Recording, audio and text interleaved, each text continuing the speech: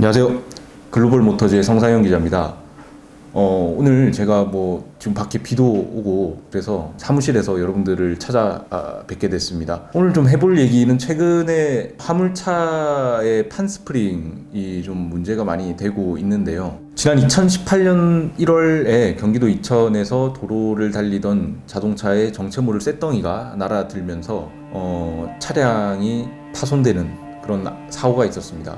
문제는 차량만 파손된 게 아니라 그 안에는 이제 남성분 한 분, 그다음에 여성분 한 분 이렇게 두 분이 탑승하고 계셨는데 그 쇳덩이가 운전자분이었던 그 남성을 그대로 강타하면서 그 남성분께서 그 자리에서 돌아가시게 됩니다.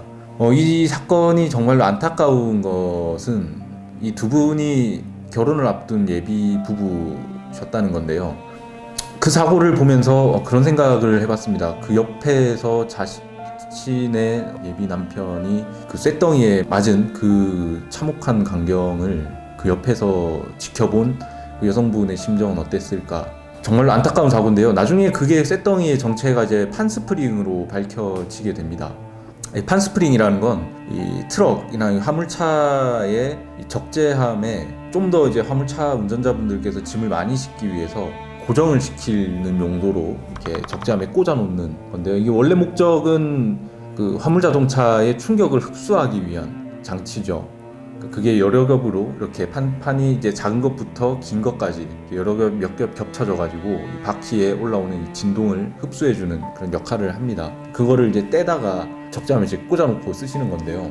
이게 생각보다 잘 빠진다고 그럽니다. 그냥 꽂아놓기만 하면 이게 도로가 요철이 계속 반복이 되기 때문에 이 진동에 의해서 막 계속 흔들리다가 툭 하고 이제 떨어져서 도로 위에 나뒹구는 그런 일이 생긴다고 그래요. 그리고 그거를 이제 다른 차량이 밟아서 뒤따르던 차량에 그대로 튀게 되는 겁니다.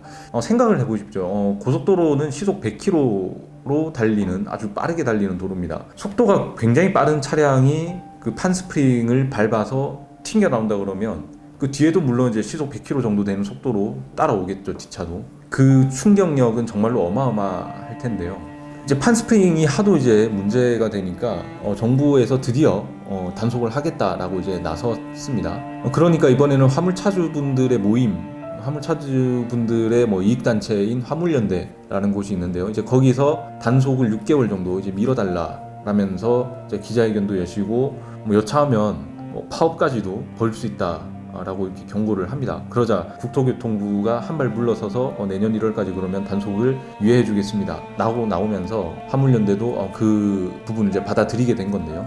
어찌됐건 이게 1월까지는 안 잡는 걸로, 단속을 안 하는 걸로 결론이 나긴 났습니다. 그러면 오늘 지금 이제 11월 이제 중순이 지나갔고 이제 11월 말이 다 돼가니까 앞으로 2달하고 보름 정도 되는 시간이 있는데요. 그 시간 동안은 현 상태대로 이 도로 위의 시한폭탄을 그대로 놔둘 수밖에 없는 상황인 겁니다. 물론 화물차주분들이 스스로 자발적으로 그 시간 안에 빠르게 판스프링을 떼든지 용접을 하거나 볼트로 고정을 단단히 해서 그렇게 다니시는 모르겠습니다만, 근데 안 그러시는 일부 차주분들도 분명히 있을 거란 말이죠.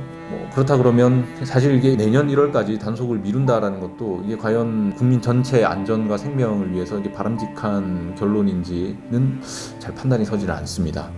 아까 예비 신혼부부 사례를 말씀을 드렸는데요. 생각을 해보면 저도 이제 업무 때문에 운전을 할 일이 굉장히 많습니다. 그리고 이제 명절에는 가족들이 함께 이동을 하기도 하고요. 만약에 제가 운전을 하고 있을 때 제 앞차가 판스프링을 밟고 그 판스프링이 제 차로 날아들어서 저나 혹은 제 옆에 타고 있던 저희 부모님이나 혹은 가족 누군가가 다친다 혹은 목숨을 잃는다 라고 생각을 해본다 그러면 이만큼 참 비참한 일이 있을까 싶습니다. 비단 가족뿐만 아니라 그 자동차에 타고 있는 누군가, 제 차가 아니더라도 그 누군가는 누군가의 부모님일 수도 있고 누군가의 자식일 수도 있고 누군가의 동생일 수도 있고 누군가의 형일 수도 있고 그런 겁니다. 정말 불특정 다수의 피해를 끼칠 수 있는 그런 사안인데요. 그런 말이 있죠. 무심코 던진 돌에 개구리가 맞아 죽는다. 무심코 달고 다니던 판스프링에 따라오던 뒷차는 죽을 수 있습니다. 그런데도 단속을 손 놓고 1월까지 이렇게 밀어놨다라는 거는 조금 이해하기 힘든 부분이죠. 물론 이제 화물차 운전자분들은 또 그렇게 말씀을 하십니다. 화물들 물량을 주는, 그러니까 화주들이 과적을 요구하기 때문에 현실적으로 짐을 더 많이 싣기 위해서는 판스프링을 달 수밖에 없다, 뭐 그렇게 얘기를 하시는데요. 그러면서 이제 화주를 탓하죠. 구조적인 문제라고 돌려버립니다. 물론 화주는 물량을 주는 사람이고 화물차 운전자분들은 그걸 받아야 하는 입장이시기 때문에 뭐 일정 부분 가불관계가 있다는 거는 이해하긴 합니다만, 그런다 그래가지고 자신의 뭐 이익 잠깐을 위해서 다른 불특정 다수에게 피해를 입힐 수 있는 흉기를 달고 다닌다, 방치를 해놓는다라는 거는 그것만큼 무책임한 게 또 있을까 싶죠. 그래서 제가 좀 국토부한테 좀 아쉬웠던 거는 단속을 둘 다 하면 되지 않나 라는 겁니다. 과적이 문제라고 하니 그러면 짐을 많이 실으라고 압박을 넣는 화주들도 과적에 대해서 단속을 하고, 그리고 뭐 화주 책임이라고 얘기를 했던 그 화물차분들, 어쩔 수 없다고 했던 분들도 화물차 운전자들을 같이 단속을 하는 거죠. 물론 여기에는 더 돈도 많이 들 거고 인력도 많이 필요하고 하겠습니다만, 국민들이 나라에 세금 내는 이유는 첫 번째는, 제일 중요한 거는 자신들의 생명과 안전을 지켜달라고 나라에다가 세금도 내고 하는 거겠죠. 그렇다 그러면은 나라에선 당연히 대다수 국민들의 그 요구를 받아들여 주는 게 맞을 겁니다. 물론 모든 화물차 운전자분들이 그 판스프링을 헐겁게 그렇게 꽂아놓고 다니시지는 않습니다. 특히 일부라고는 하는데요. 그렇기 때문이라도, 그 일부 때문에 많은 사람들이 러시안 룰렛 하듯이 이렇게 가슴을 졸여가면서 운전을 해야 될 이유는 없다고 봅니다.